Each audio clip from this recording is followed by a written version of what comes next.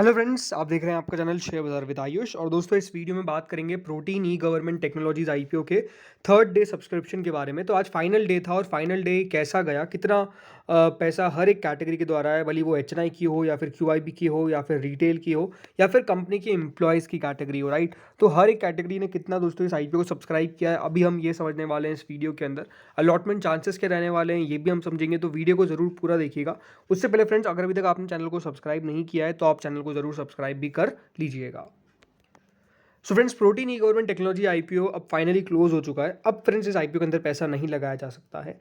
Friends, इस IPO का जो प्राइस बैंड है वो 752 से 792 रुपीज़ का है। लेकिन अगर आप दोस्तों, आपको ये अलॉटमेंट आ जाता है इस आईपीओ का, अगर आपने अप्लाई किया है तो याद रखिएगा आपको 792 रुपीज़ का एक शेयर मिलेगा। टोटल मिलाकर 18 शेयर आपको मिलेंगे एक लॉट के अंदर।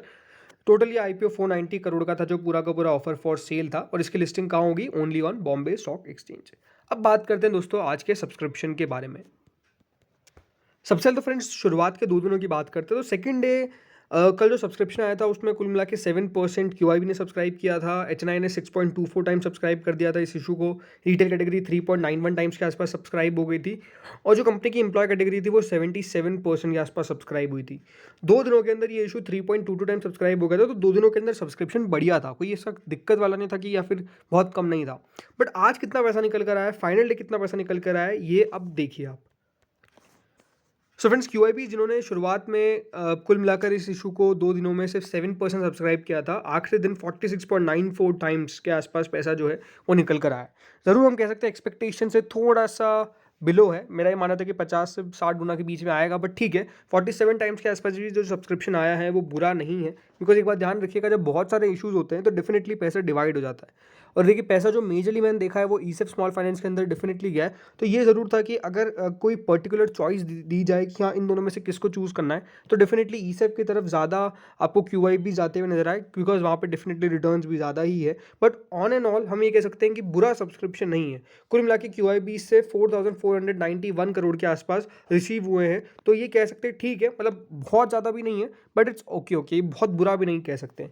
Non institutional by category 31.62 time subscribe होती है। कुल मिला के 2269 करोड़ के आसपास पैसा जो है वो बेसिकली रिसीव होता हुआ नजर आए from H N Is. 33.14 time जिसमें से बिग एच एन आईज ने पैसा लगाया एंड 28.58 टाइम दोस्तों स्मॉल एच एन आईज ने पैसा लगाया। यानी कुल मिला के अगर आप देखेंगे जो सब्सक्रिप्शन है वो डेफिनेटली बुरा नहीं है नॉन इंस्टीट्यूशनल बायर्स की तरफ से। कुल मिला के जो पैसा है वो ठीक ठाक आपको आता हुआ नजर आया। अगली दोस्तों कैटेगरी आती है रिटेल की। रिटेल कैटेगरी 8.93 टाइम्स के आसपास सब्सक्राइब होती हुई नजर आई आखिरी दिन। कुल मिला के रिटेल से 1495 करोड़ के आसपास रिसीव हुए हैं। अब दोस्तों, इसमें अलॉटमेंट कैसे मिलने वाला है, अलॉटमेंट मैट्रिक्स करेंगे तो देखिए 8.93 टाइम्स जो आपको सब्सक्रिप्शन रिसीव होता हुआ देखने को मिला है। अगर एप्लीकेशन वाइज देखा जाए तो 7.58 टाइम्स है। इसका मतलब ऑलमोस्ट आप मान के चलिए हर 7.5, राइट, हर 7.5 में से एक जने को अलॉटमेंट मिलने वाला है। इसका मतलब यही है, इसको राउंड ऑफ करके आप समझ लीजिए कि हर 15 जनों में से 2 व्यक्ति को, 2 पर्सनस को अलॉटमेंट लगेगा इस आईपीओ के अंदर, अगर आपने रिटेल कैटेगरी के अंदर लगाया। बाकी सब कैटेगरीज में आप देख सकते हैं जो सब्सक्रिप्शन है वो डेफिनेटली उस हिसाब से है।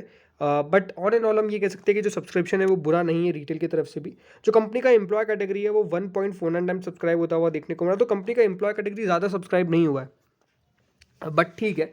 कुल मिलाकर कंपनी के एम्प्लॉय से 17.71 करोड़ के आसपास रिसीव हो गए।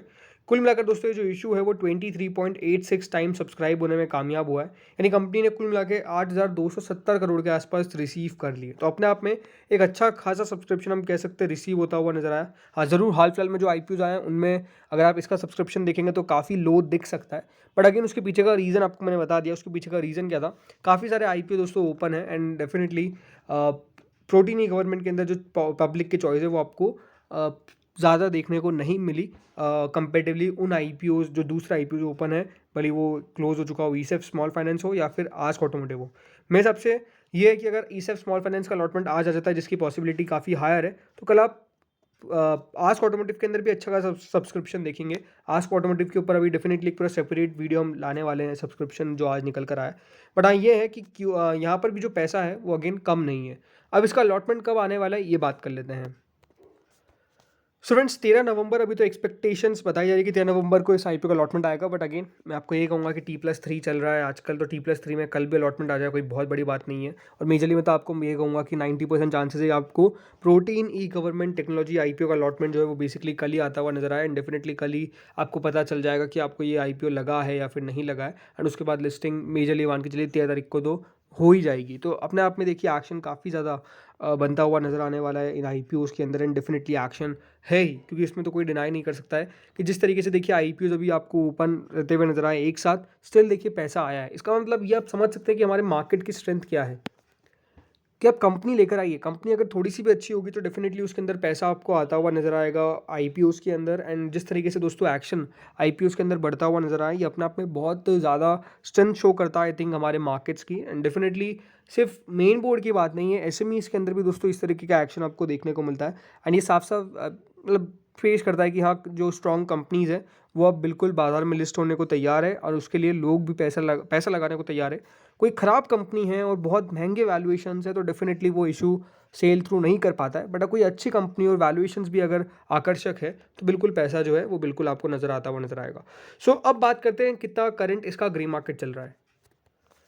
सो जो करंट ग्रे मार्केट है वो प्रोटीन ई गवर्नमेंट का ऑलमोस्ट 83 रुपीज़ चल रहा है, यानी 10.48% के आसपास आपको अभी करंट प्रीमियम बताया जा रहा है। बट अगेन मैं ये कहूँगा ग्रे मार्केट एग्जैक्ट नहीं होती है, ग्रे मार्केट एक एस्टीमेट होती है, राइट। तो हो सकता है कि इससे ज़्यादा भी मिले और हो सकता है कि इससे कम भी मिले। देखिए वो डिपेंड करेगा बाजार के ऊपर, बाजार आने वाले 2-3 दिनों में किस तरीके का मूव दिखाता है, एंड आई थिंक उस पर ही बहुत ज़्यादा रिएक्शन आपको देखने को मिलेगा जब इसकी लिस्टिंग होगी। बट लिस्टिंग से पहले अलॉटमेंट आना है, अलॉटमेंट होपफुली जैसे मैंने आपको बताया कल आ जाना चाहिए, और फिर 13 तारीख को ये बाजार में लिस्ट भी होता हुआ नजर आएगा। सो लेट्स सी कि ये दिवाली पे लोगों के पैसे बनाता है या फिर लोगों के पैसे नहीं बन पाते हैं प्रोटीन ई गवर्नमेंट के अंदर।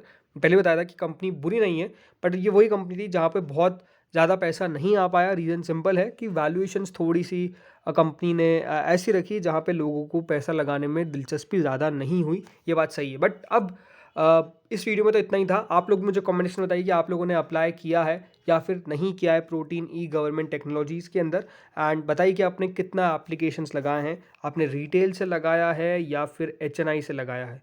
और दूसरी बात, आपकी एक्सपेक्टेशंस क्या है इसकी लिस्टिंग से।